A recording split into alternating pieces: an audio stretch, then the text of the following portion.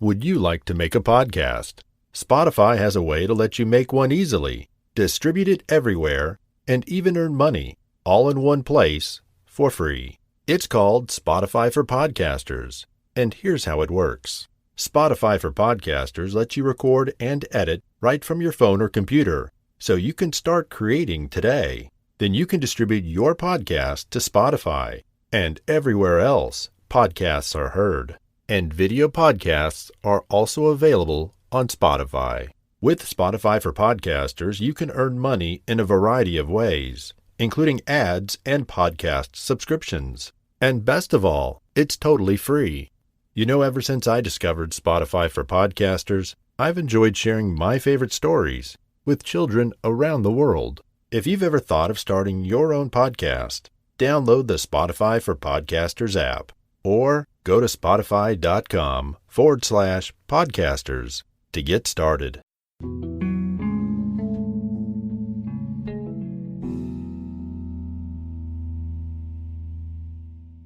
The Story of Little Red Riding Hood. Once upon a time, there was a sweet and happy little girl whose grandmother had made her a lovely red cape with a hood. The little girl loved it so much that she wore it everywhere she went. Soon everyone became so used to her wearing it that they called her Little Red Riding Hood. One morning the girl's mother said, "Little Red Riding Hood, Grandmother's not feeling very well. Take her a basket of food and see if you can cheer her up." Little Red Riding Hood loved to visit her grandmother, so she took the basket of food and set off on her way. "Go straight to your grandmother's house and don't talk to strangers," her mother called out after her. "Don't worry," sang Little Red Riding Hood as she went merrily on her way.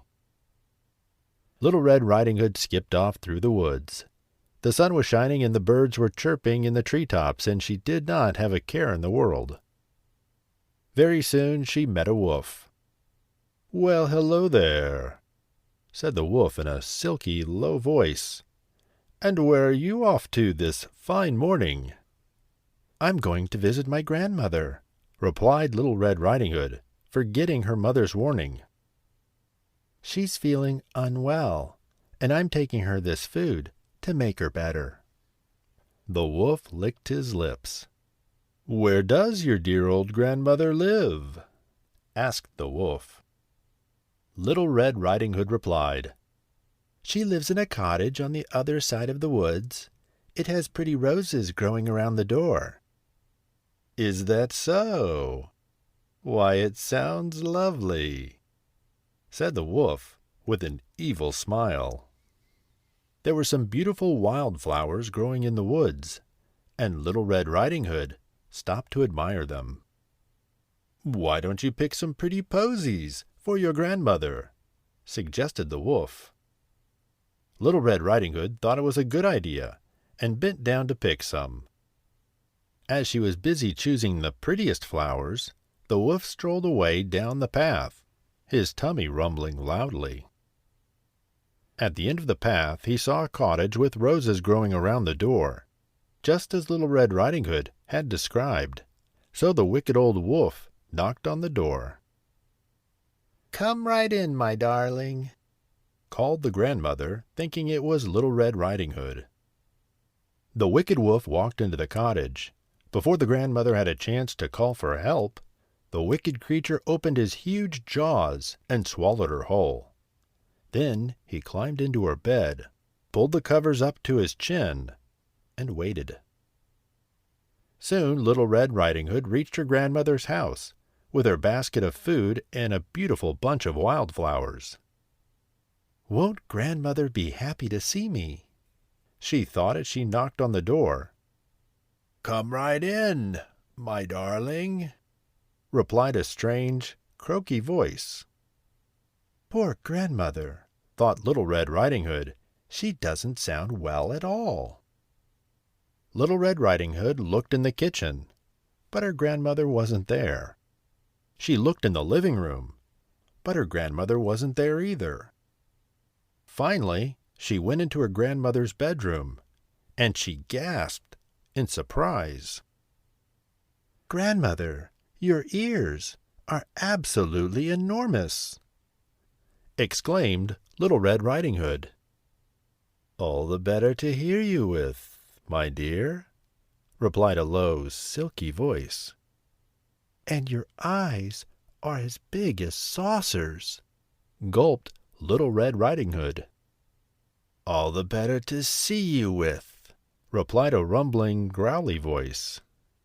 "And your teeth are so pointed," gasped Little Red Riding Hood. "All the better to eat you with," snarled a loud, hungry voice. The wicked old wolf jumped out of bed and gobbled up Little Red Riding Hood in one big gulp. Then he lay down on the bed and fell fast asleep. Luckily a woodcutter was working nearby, and he heard some very loud and growly snoring sounds coming from the little cottage. "I don't like the sound of that," he thought. With his axe ready, he crept into the grandmother's house and tiptoed into the bedroom and found the wolf fast asleep, with his tummy bulging, ready to burst. "You wicked old wolf! What have you done?" cried the woodcutter. He tipped the wolf upside down and shook him as hard as he could. Out fell a very dazed Little Red Riding Hood, followed by her poor grandmother. "It was so dark in there," cried the little girl. "Thank you for saving us." But Little Red Riding Hood's grandmother was furious. She chased the wolf out of her bedroom, through the cottage, and out into the woods. The woodcutter and Little Red Riding Hood followed close behind her. Grandmother must have scared the wolf because he never returned. And Little Red Riding Hood, well, she never spoke to strangers again.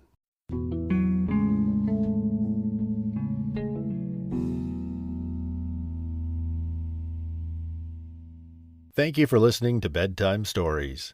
Please make sure to follow us for more stories and, of course, share them with a friend. Until next time, good night.